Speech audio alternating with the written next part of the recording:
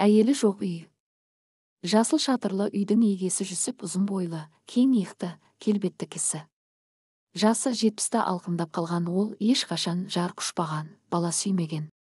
Осындай өзі сұлу жүзде, өзі әнші, сері кесінің неге өмір бойы үйленбей келе жатқанын үлкен кесілер болмаса, жастар жағы беле бермейді. Әнісінің бір қызын кішкентайынан бауырына басып өсірді.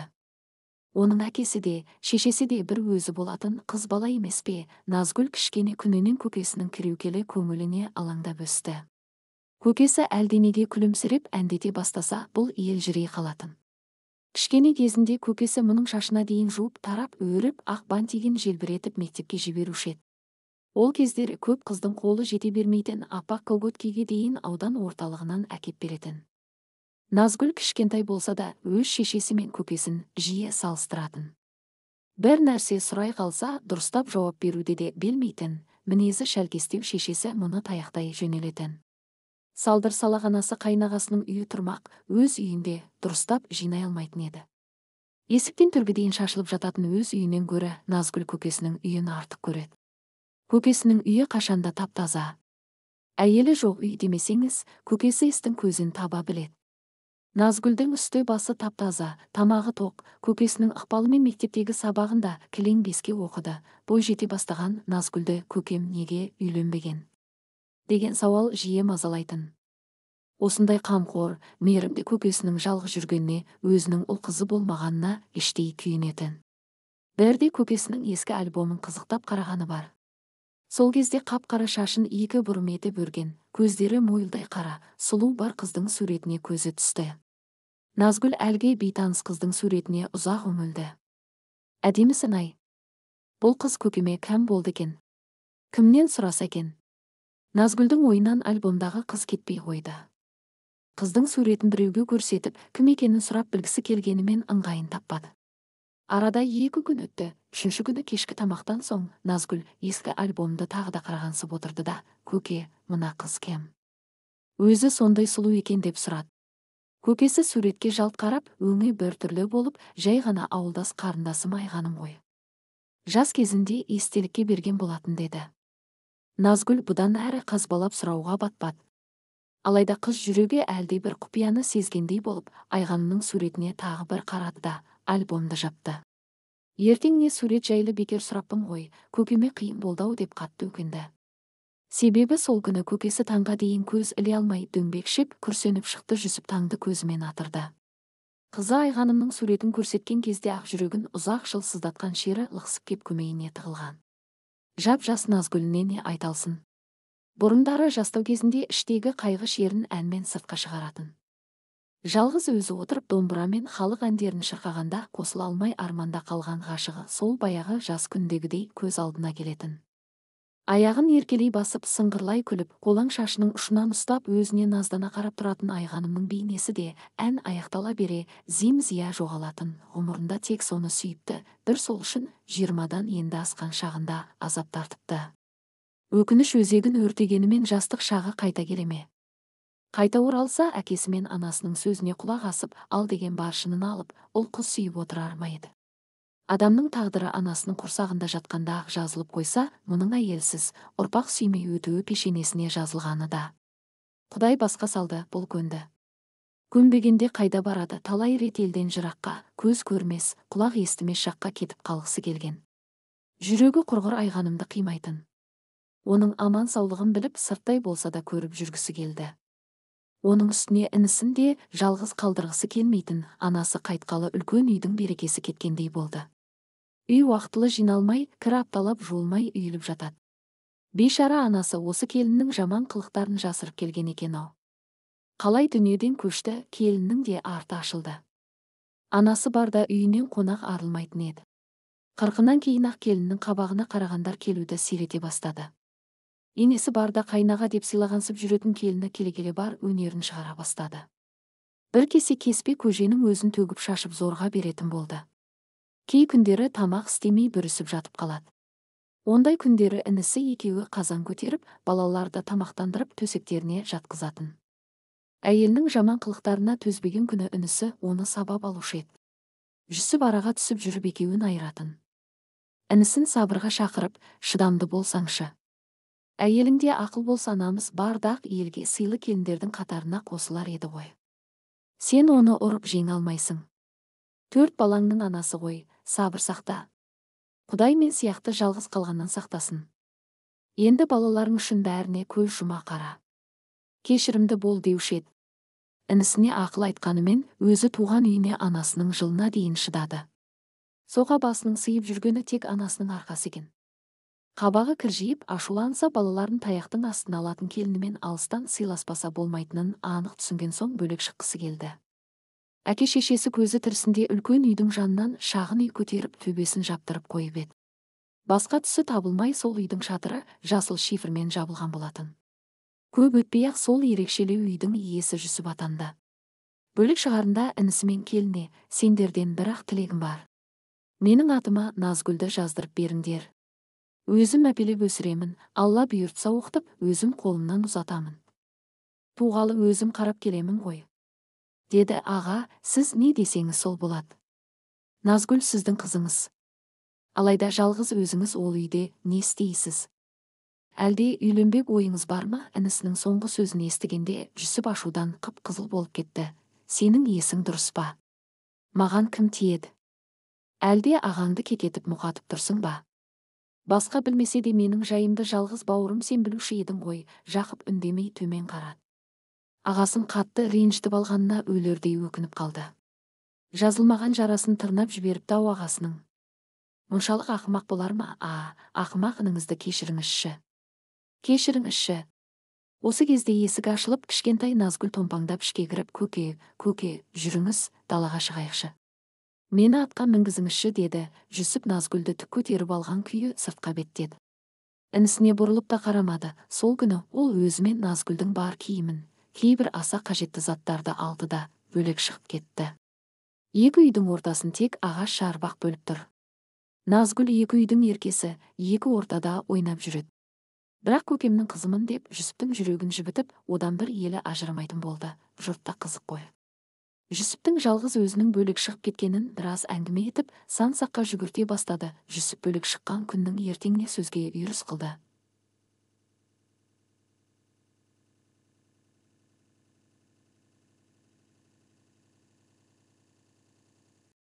Оның тамағын кім істейді, кірін кім жуады? Күйеуі қайтыс болған жібекпен байланысы бар-ау. Әнеу күні ат арбасымен оның үйіне шөп әкеп бергенін біреулер көріпті. Енді жібек те Жүсіптің үйін тазалап, тамағын істеп тұратын шығар деп сырттай томпышты. Біраз уақытқа дейін аңдығандары Жүсіптің үйі болды. Тіпті бір нәрсе сұрағансып үйіне кіріп шыққандары да бар. Ертесіне-ақ Жүсіптің үйі туралы әңгіме ауыл ішіне желдей тарады. Ойбай, несін айтасыңдар, Жүсіптің үйіне Гүлсім барса тамақты өзі істеп жатыр екен.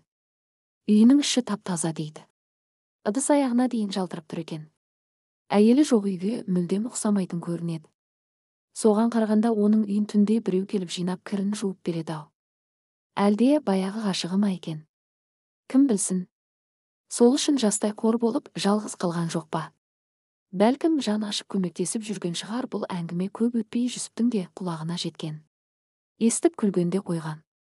Кімнің аузына қақпақ қойсын? Үсті басын таза ұстауды, үй жинауды бала кезінен біледі емес пе? Үйдің үлкені болған соң анасына көмектесіп, тірліктің бір жағына шығысушы еді ғой.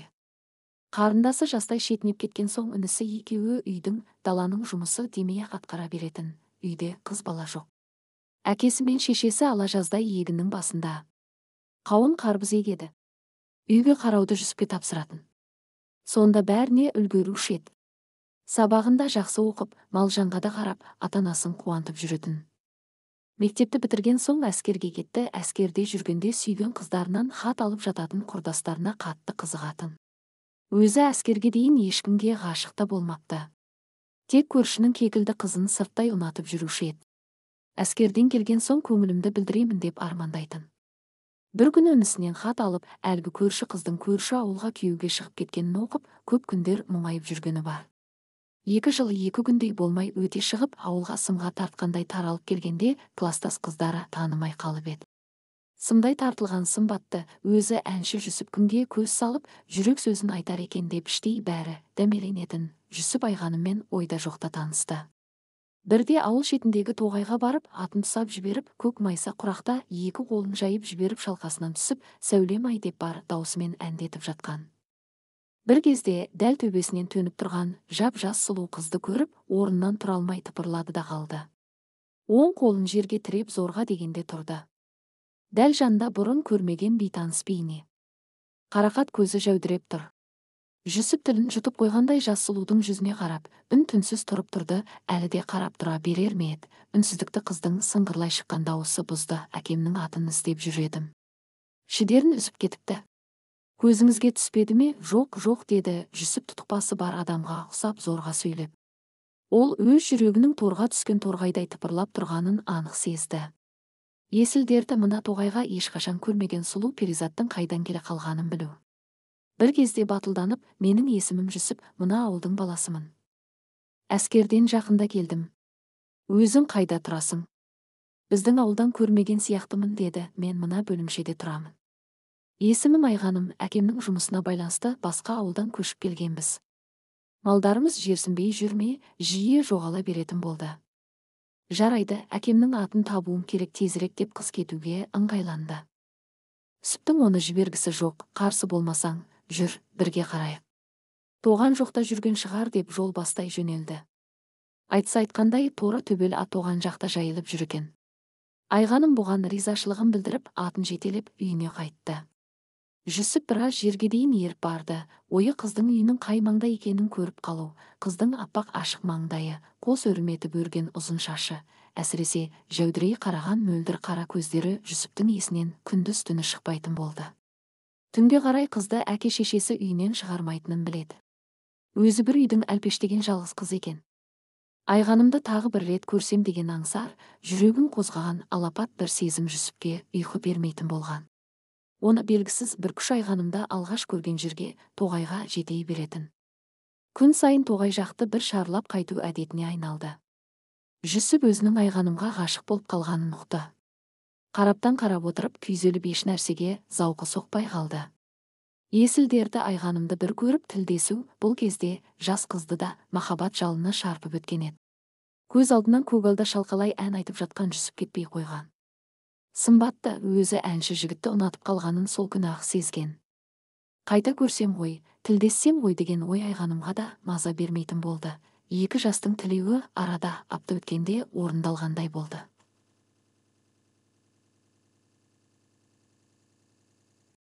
Тағы да сол әкесінің аты шідерін үзіп тоғайға қашып кетіпті.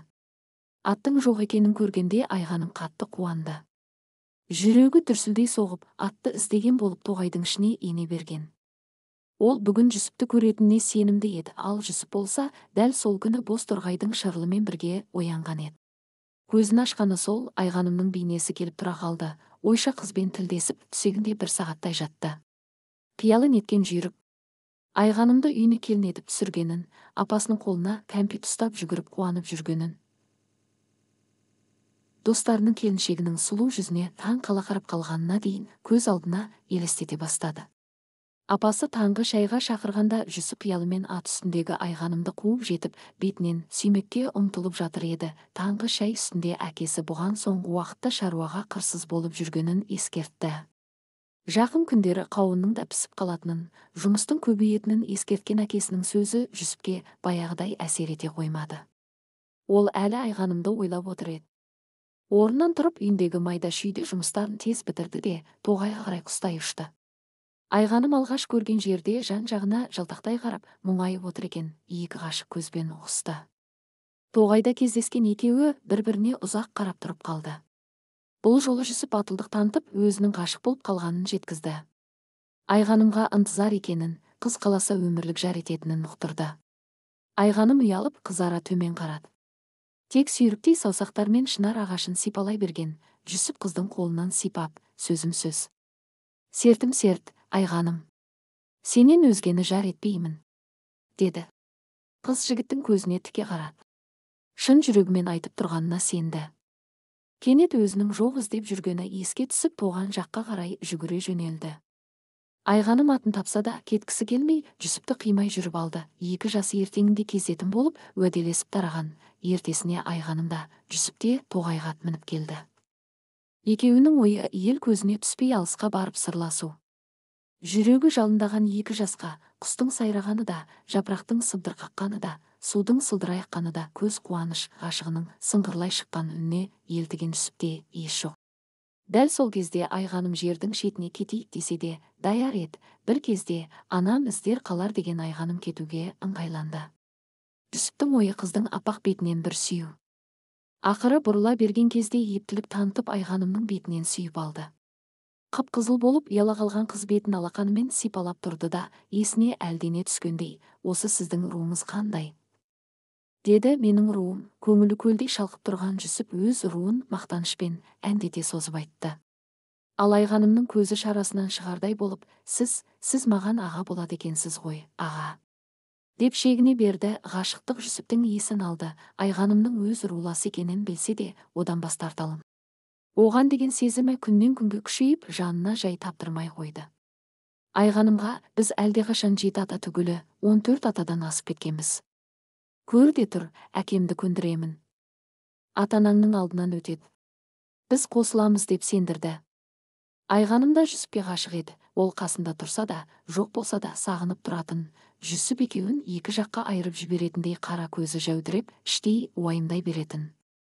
Көп кешікпей-ақ екі ғашықтың тоғайда оңаша кездесіп жүргенін естіген Айғанымның ағалары Жүсіпке қарындасымыздан аулақ жүр, әйтпесе желкеңді үземіз деп ескертті. Жүсіптің әке-шешесі ол кезде тірі ұлының рулас қызбен кездесіп жүргенін естіген күні-ақ әкесі егіс басынан түтігіп жеткен болатын. Есіктен кірген бойда-ақ алаңсыз отырған Жүсіпті жон арқасынан қамшымен тартып жіберіп, иттің ғана баласы, сен не бүлдіріп жүрсің? Қыз құрып қалғандай рулас қарындасыңа қырындап жүргенің не? Мені елге қарабет қылайын демесең тоқтат жүрсіңді. Біздің ру бір-бірімен ешқашан қыз алыспайды. Осымен сөз тәмам. Жоғалт көзіңді. Дегені Жүсіп әкесін жақсы білемін деуші еді. Әкесінің қатты ашуланғанын, қаһарланып кеткенін көргені осы. Әкесіне сөз қайтара алмай, жүрегі шаншып үйінен шықты. Анасы сыртта жыламсырап тұр екен. Мұны көріп, балам-ай, бір нәрсеге ұрынып қалмашы. Қыз көп қой, ұмытшы соны. Дүйсен көкеңнің қызы баршында бой жетіп отыр. Әп-әдемі. Мақұл десең, құда түсейік деп бауырына басты. Апа-ау, мені түсінші. Маған Айғанымнан басқа ешкім керек емес. 7 атадан кейін қыз алысуға болады екен ғой. Мен сұрастырып білдім. Боз бие сояды екен. Ал біз тіпті 14 атадан әлдеқашан асып кетіппіз. Бізге үйленуге рұқсат берсін, айтыңызшы әкеме, көндіріңізші. Айғанымның әкесіне барсын, деді Жүсіп. Бұл сөзді қой. Айғанымды ала алмайсың. Әкеңнің мінезін білесің ғой, қытығына тие берме. Әйтпесе ел арасы бүлінеді. Бізді жерге қаратпа, балам.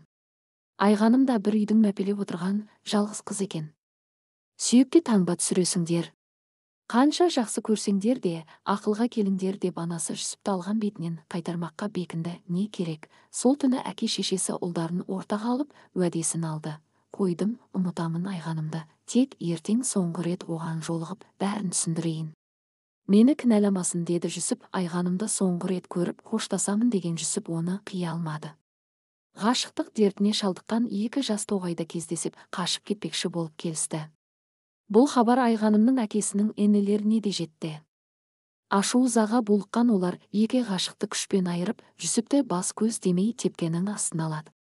Әсіресе сені желпілдетіп жүрген мына жерің ғой, бір жола сағыңды сындырайық деп, әбден құтырып, көздері қанталаған жігіттер екі жұмыртқасын езгілеп тастайды. Жүсіп есен ауруханада бәрақ жинаған.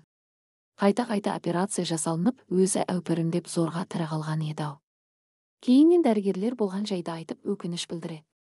Жүсіп ешкімге көз жасын көрсетпей еңіреп жылады. Айғанымсыз өмір сүріп не керек? Оның үстіне еркектігім болмаса деп өгіздей өкірген уақыт ұлы емші екен. Содан бері қаншама жыл өтті. Бұл әлі тәрі жүр. Айғаным бүгінде ұл қыз өсіріп, немере сүйіп отыр.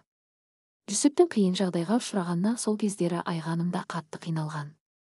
Ата-анасы еркінен тыс басқа жаққа ұзатқанда жүрегі қан жылаған.